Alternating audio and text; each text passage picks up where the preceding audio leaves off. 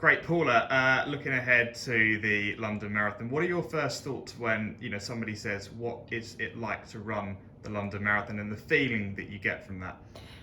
I think my first thought when someone says, "What's it like to run the London Marathon?" is you have to really experience it to fully be able to understand the magic of it, the power of it, and the strength of it.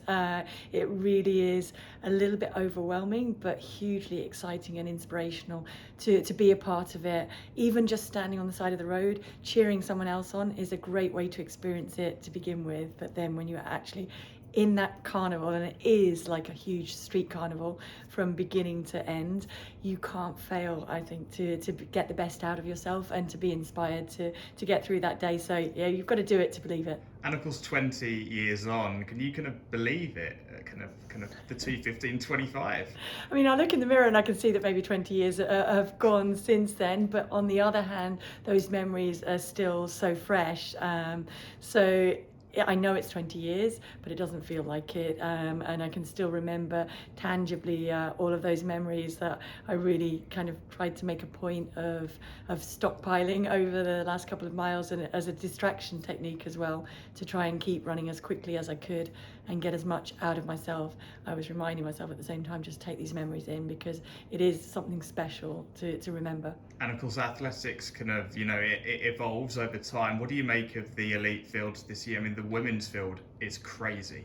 Yeah, I mean, there are so many areas to focus on. We've got defending champions, we've got world record holders in there, we've got Sifan Hassan making an extremely exciting debut at the marathon, we've got Eilish McColgan on the British side as well, and kind of exciting to see what she can do in her first serious go at the distance, and really all the preparation seems to have gone so well for that. And then on the men's side, you've got Mo, potentially his last one, and what are the crowds going to be like for that, and then just the fields stacking up. So as always, I think London really putting the fields together, and at the end of the day, there's that little bit of unpredictability for the marathon coming in as well. So like the events in Boston yesterday, we couldn't really have predicted how that was going to pan out, and that, I think, is what makes marathon and London Marathon so exciting. They bring so many people there, and then it's really a guessing game, but exciting to watch it unfold and see what happens. And with Eilish, if you had any top tips for her, what would they be? Because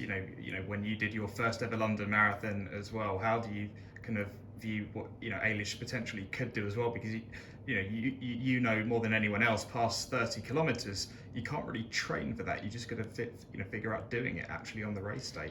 Yes, and I think she will have experienced that in training. I do think that's changed a little bit from when I was doing it as well. So even when I'm giving advice to people now, I think, well, actually it's changed a little bit in the way that you would even structure the race and the pace groups that you'll go with, because I think women's marathoning in particular has really moved on since then.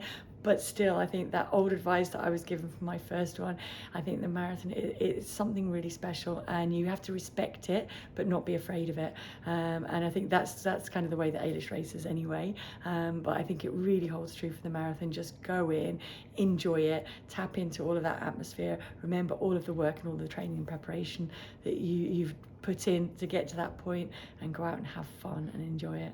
And with Mo, of course, as you mentioned there, potentially his last marathon, I'm guessing the reception is going to be incredible. It's going to be quite an emotional day as well. It is, and I think that's key as well, is not to underestimate the emotion of that. And I remember in 2015, it was my slowest ever, but my most emotional race. And then I said to myself, everyone around me said to me, be prepared for the emotion, and it still hit me hard, because there is something special and emotional about Marathon Week anyway, but that one was so special. Plus there was added in the little personal battles that I'd had to get to that point, and that's very similar for Mo as well. I mean, he would have liked to have been doing it in October, wasn't able to do that, has been able to put the preparation in now, and so emotionally to get it together and to be there on the start line, I mean, all of those memories are going to be as fresh, and all of that planning is going to be race instincts kicking in, absolutely the same as it was when it was at its prime, but the fact that it maybe is your last one as well makes it that little bit more special, but a lot more emotional and supercharged. And just finishing off, have you got a favourite part of the London Marathon course? Is it the embankment? Is it coming around the last bend past Buckingham Palace? It's really, really hard to pick a favourite part of the course because they're all so special and each one has its own little bit. I mean, Big Ben, when you know it's 1,200 metres to go. I have a red telephone box at a mile to go. That was always a favourite point to pick out. But actually, there are things like the Cutty Sark as well, really special. There's something that's iconically London, but made even more special in the marathon itself. I think use those icons and use that crowd, because that is the most special part about London, I think, is the London crowds.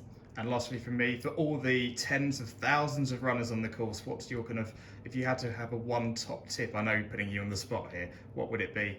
Enjoy it. Really just enjoy it. This is the party, the carnival at the end of all of the hard work. So you've put in the hard work, really go in and enjoy it. And if you have one plan on race day, don't go off too fast and enjoy it, and that will get you through it.